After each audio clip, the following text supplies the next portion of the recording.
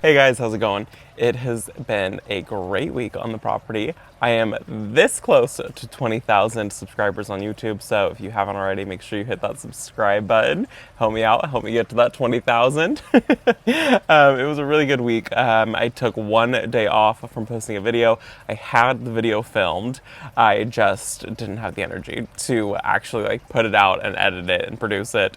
So you guys will see it after this one. You'll see it tomorrow.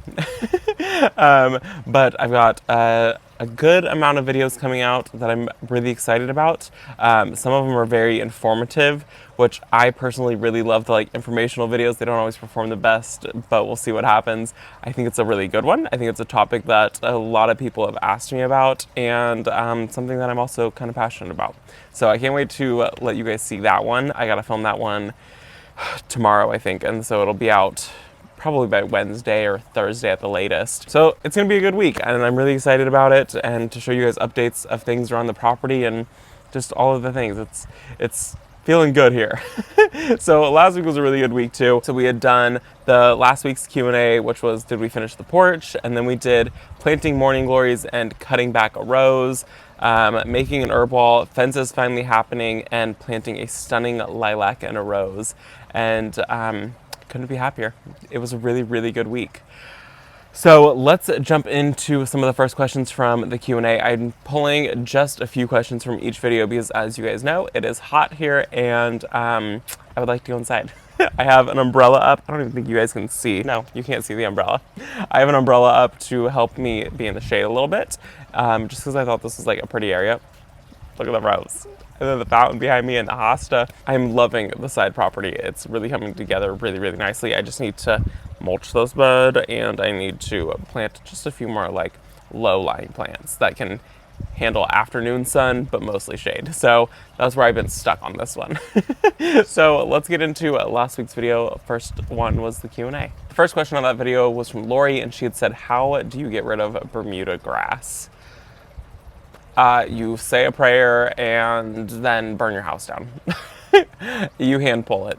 You hand pull it, or you just learn to accept it and live with it, and you just adapt to your planting. I had a couple areas that were Bermuda grass in our property that had just spread, but they were confined by concrete walkways. I spent probably 4 or 5 days just hand pulling the Bermuda grass. Even the gravel walkway that I just installed, we put down the landscape fabric to really hope that it would cut that down a little bit. It doesn't care. It goes right through that. You have to just either hand pull it, and you have to make sure you get all of the roots, or you learn to live with it, and you just have to accept it. The next question on that video is from Lorraine, and she had said, hi Robbie, are you getting your swag on Amazon? I really want to get the Not My Rooster hat. I'm hoping to get those out the beginning to the middle of next month.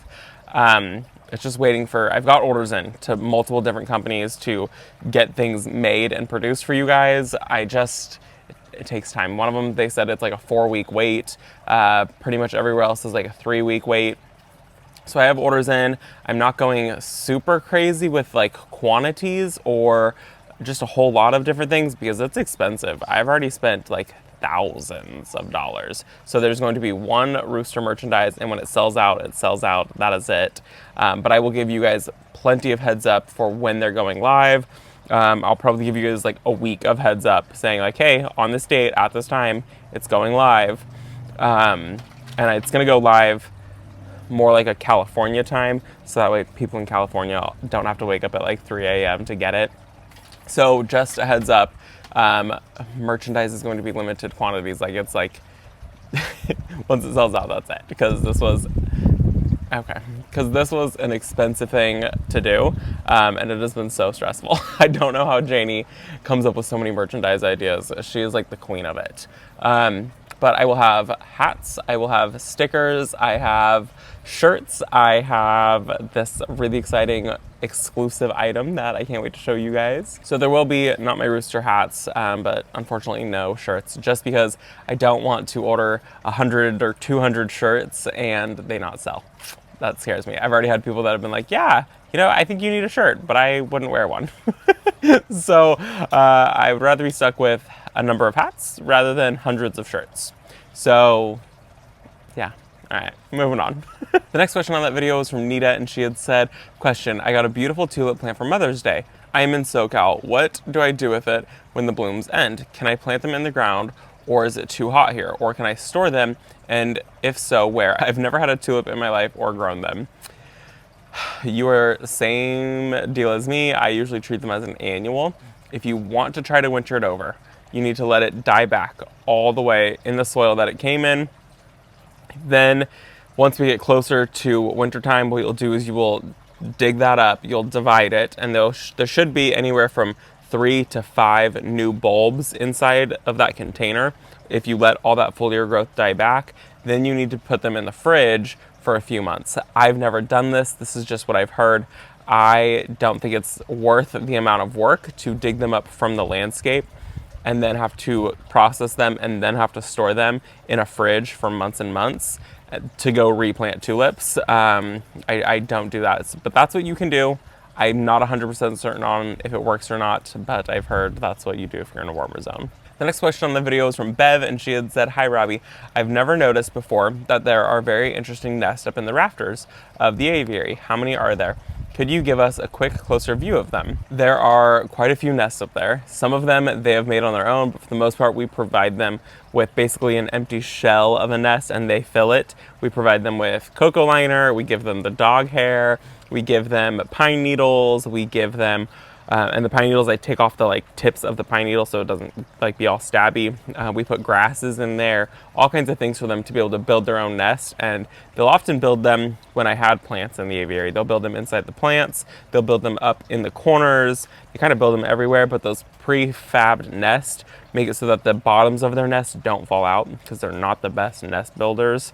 So I'll pop a clip up right now of what those nests look like because they're actually really cute, and they just keep adding more stuff to it, so they just get fuller and fuller. And usually after 6 to 8 months, we have to take everything out because it's full all the way to the top and they can't even get in anymore. The next question on that video is from Truth Talker, and she had said, Robbie, did you gag the rooster to make this Q&A video? No.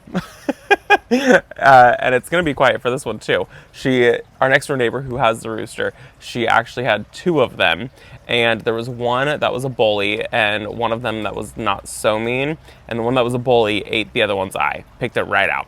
And so she got rid of that rooster. So she's down to 1 rooster, so we hear less crows now, but we still hear a lot of crows, which don't bother me at all. I don't mind it. The only thing is it makes it hard for filming because sometimes he's right by the fence and I'm right by the fence, and when he hears me by the fence, he just freaks out. And the last question on that video is from TGS Home and Garden, and they had said, can you do a video where you talk about how you were successful starting and growing a cut flower garden? Do you have any advice?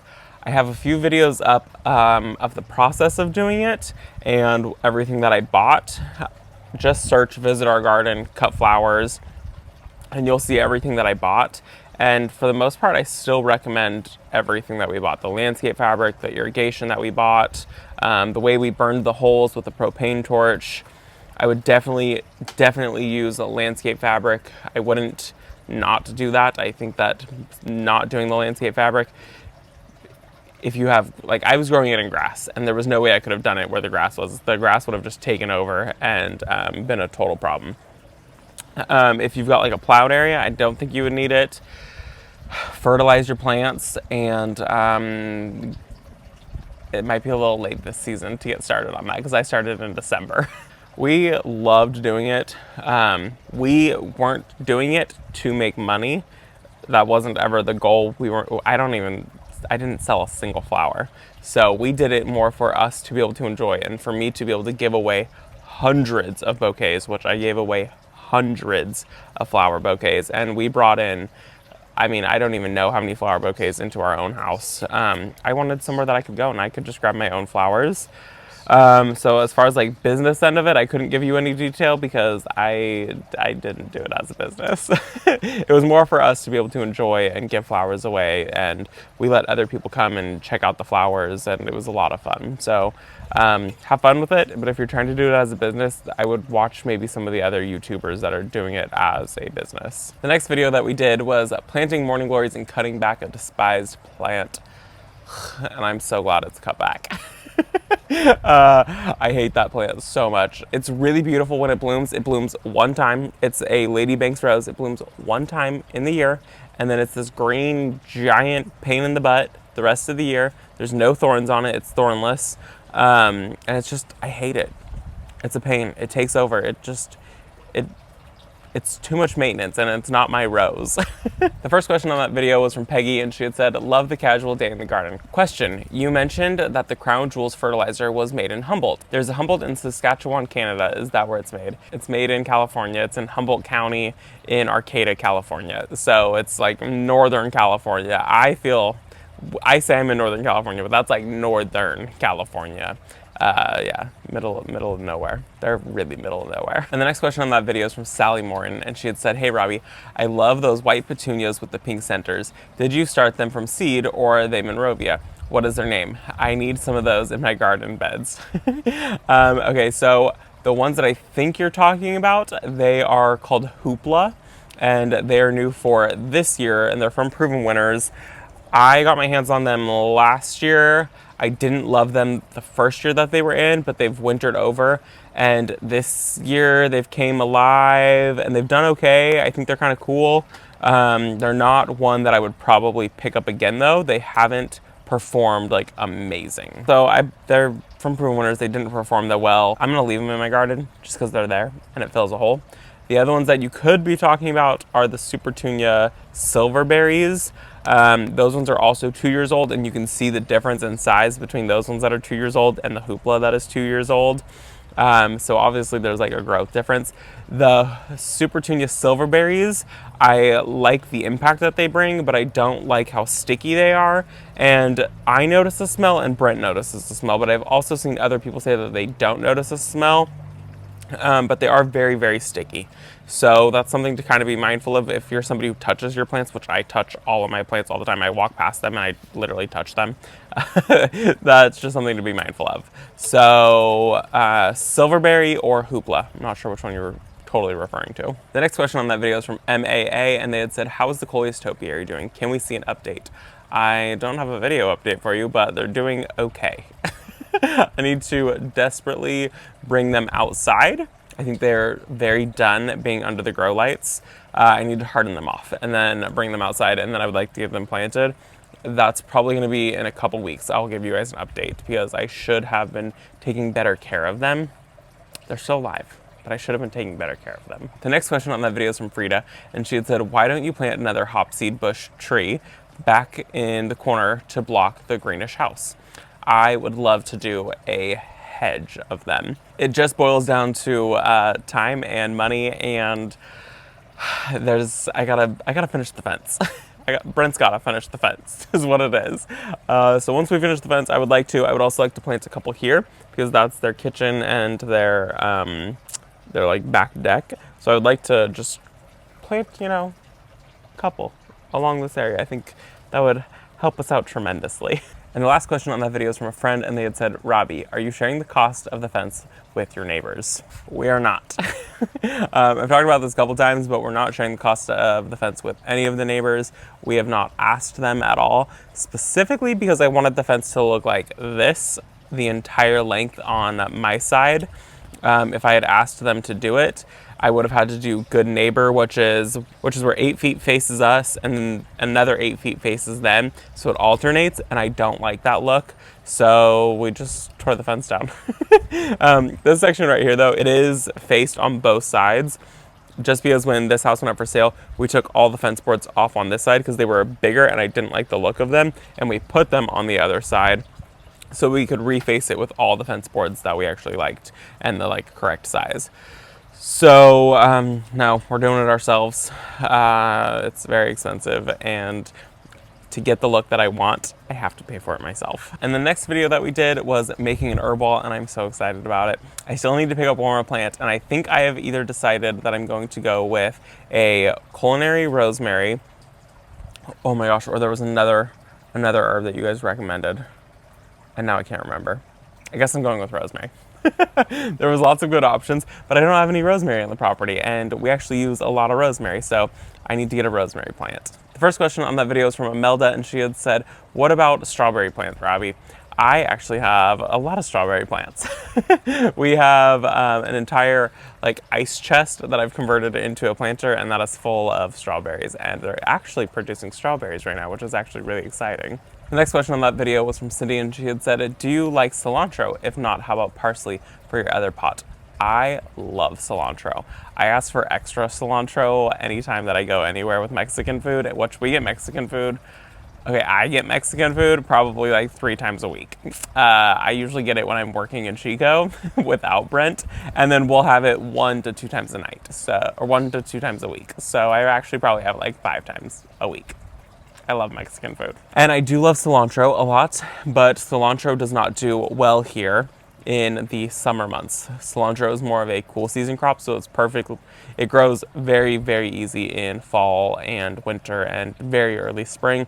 During the summer, it just bolts immediately and you don't even get anything to harvest. So I don't try growing it in the summer, which is really unfortunate.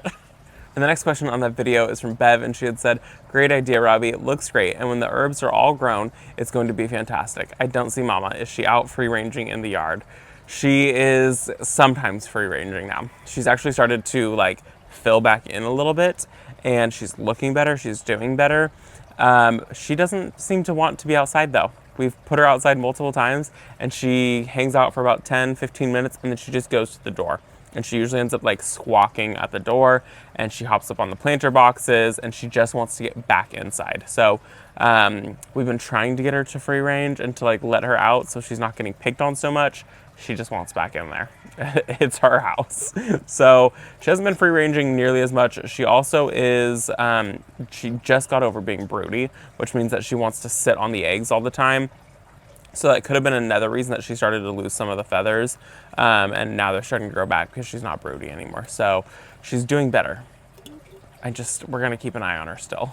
The next question on that video is from Carla, and she had said, do you have a recommended source for the mahogany splendor hibiscus? I love Japanese maples, but I'm in zone 9B, Southern California. So you know my pain. Your herb ball is charming. Maybe some lemon thyme for the last pot. Okay, so mahogany splendor hibiscus is one of my favorite plants, and I grow it in place of growing Japanese maples because they just don't perform very well here, and they can be so expensive. So if you're wanting to get mahogany splendor hibiscus, your best bet is to grow it from seed. I can get the seeds from Johnny's website. I buy it from there often. I've bought 2 or 3 packs from them, and it's usually a couple dollars, but then you have to pay for shipping. But you usually get like 15 seeds or something like that, so you got 15 plants right there. And then, because you're in Southern California and you're zone 9B, you might be able to winter it over, meaning that you'll only have to buy it one time. And if you don't think you can winter it over, you can take cuttings from it. And over the winter, you can root those cuttings. You just put them in some water. They'll grow roots. It's no problem. Keep them on a windowsill and then plant them up, and you have another plant. So I would either start them from seed or go talk to your local growing center, the plant barn where I get it from, or where I have gotten it from. They grow a ton of them because they know a lot of people want them. And the last question on that video is from a friend, and they had said, love your herb rack. How about growing dill, rosemary, or chives in the extra pot? Penny. Thank you, Penny. I think chives is the other one that I really wanted to grow because I do like chives. We will use chives. So I have those 2 extra containers actually because I bought the wrong ones. So I'm gonna get rosemary and I'm gonna get chives because I would love to do chives. I did it one year, but I grew them in the shade and I didn't love that. The next video that we did is fences finally happening and planting and removing. So good, I'm so excited. The fence, you guys, is looking so good. I can't wait for you to see it. I'm hoping to make even more progress on it. We'll see. The first question on that video is from Sandy, and she had said, Freya is smart. She is laying in the shade. I am like you, Robbie. I do not take the heat at all well. Your flower arrangement is lovely. Are you going to possibly place a couple of stepping stones near the fountain for when you need to clean it out and when you won't step on a plant? The fountain area is really starting to evolve into a peaceful garden area. It is becoming so peaceful. And I think I'm gonna copy a part of Janie's idea, and I already told her I was gonna copy her, and she said it was fine. The entry that she has to get into her shade garden, I'm obsessed with it. So I think I'm gonna copy that. I just need to go get the same panels that she has.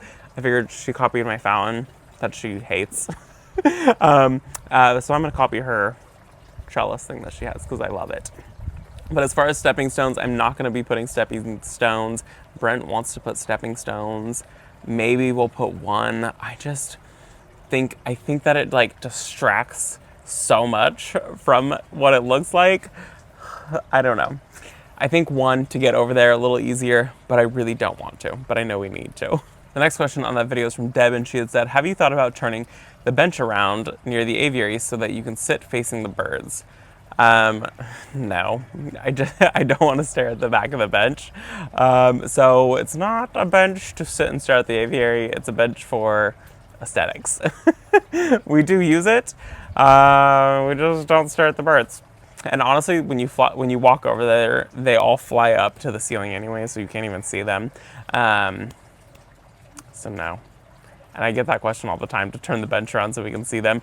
I just don't know how I would incorporate that, because otherwise the bench would just be in the middle of the lawn. And the next question on that video is from Gina, and she had said, hi Robbie, I'm wondering what water-soluble fertilizers do you use? Like, what is your favorite? I have a video coming out this week that I'm going to film of all of the fertilizers that I use, how I use them, why I use them, and if they actually work. So keep an eye out for that this week. It's a good one. It's something that I'm passionate about, and I think it'll be a good video. I hope it's a good video. Those videos usually don't perform that well, but I think it's information that I really want to get out there and how I actually feel about fertilizers. So that'll be out later this week. And the last question on that video was from Janie, and she had said, maybe summon substance for the hosta. And I think you're right. I had quite a few of you guys say that, and I think that that is who she is. The colors match it, especially I saw a photo of it when it first started to emerge, and it looks exactly like the way this one looked when it started to emerge. So I think it's Summon Substance. The sizing sounds right, the leaves look right, so I think that that's it. And the last video that we did for the week was planting a stunning lilac in rows. And you guys, I have to tell you, this lilac, I'm so excited to have it in my garden. I've wanted a lilac for years in my garden. I've never had a lilac before, and I'm really excited to actually have one. They're one of my favorite fragrances in the garden, and 2 of our neighbors have them, so our whole entire property normally perfumes with the air from it. And I only get to enjoy the blooms from a distance, and so to be able to have my own lilac and get to see the blooms, and this one smells so intense. It's so amazing. And the blooms start out a very dark purple, and then they open and they're more white. I don't think I could have ever loved a lilac more. And then I get 2 blooms out of it. I'm really excited. It's the little darling lilac, and it's gonna be so good. I wish that they sold it online. They don't have enough stock to sell it online right now. So just let your local garden centers know that are selling Monrovia that you want the little darling lilac to put their orders in for little darling lilac, and then you will get little darling lilac. The first question on that video was from Tina, and she had said, hi Robbie, rose question. I've never grown one. I live in Indiana, zone 5. Is there an easy grow variety that you could recommend? The easiest to grow are really any iceberg varieties. They come in a whole bunch of different colors. This is an iceberg right here. They're a floribunda, which means that they've got these open centers, and you see, this is one stem right here. This is all the blooms from one stem. So icebergs are an amazing one to grow. Very resilient. They come in different sizes. They come in different colors. This is a white iceberg. You can get a burgundy iceberg. I have a pink iceberg. So look for iceberg, and you can get them in different colors. They're one of the first roses that we ever grow on our property, and they perform very, very well. The next question on that video was from KP, and they had said, hey there, Robbie, did you know that you need a Mr. Berry Poppins to work with the Berry Poppins so that you can get a good show of berries? I know that it would have worked in your zone, as it is good in zones 3 through 9. I did know that you need a Mr. Poppins for the Berry Poppins. I have the Mr. Poppins. I haven't gotten it planted, and I didn't need to get it planted quite yet, just because neither of them were flowering, so it didn't matter. They do flower at the same time. That's when you get your pollination to get really good berries. This one was the foliar growth was the problem, and the fact that it didn't let go of its berries was the problem. So I had both of them. So I don't know exactly what the issue was with mine, but I did have the Berry Poppins and the Mr. Poppins. I don't think that they're good for my growing zone. Zone 9 California is so different than other Zone 9s, and so I take Zone 9 with a grain of salt usually when I read that. I had done other research on them, and it doesn't sound like they do too well in our area, at least in the California area, Zone 9. So that's why I was saying it was going to be a stretch. So I do have the Mr. Poppins. It's still in its container. I haven't tossed it. I don't know what I'm going to do with it because I don't just need a green shrub. And the flowers on the Mr. Poppins are like minuscule little flowers. They're not impact plant at all. So I'll see if maybe like Ashley wants it or something like that, or I'll even put it out on the street and put like a free sign on it, because there's no reason to throw that one away. It looks totally fine. And the last question on that video was from a friend, and they had said, when we come in from gardening, we have to check for wood ticks. I can assume you don't have that curse. We do not. We don't deal with really anything out here. That sounds awful. When I was growing up in Paradise, we did deal with ticks up there, but it was like super minimal. It wasn't like we dealt with like an infestation of ticks. Like we didn't have to check ourselves every single time. I couldn't imagine that. I would have to move.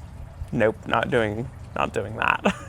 Good luck with that one. I don't know what to do about that. When we first moved here, we did think that we were going to deal with ticks, so we bought like tick spray, and we never had to use it. So I couldn't even give you any advice because we are so lucky here that we don't deal with. We occasionally deal with fleas, and then we just spray the yard with like a flea spray, and we deal with spiders. That's all we deal with. And like neither of them are really that big of an issue here at all. So good luck to you.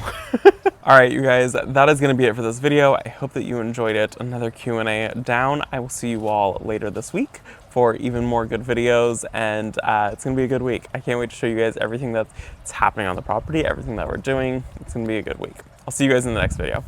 Bye, guys.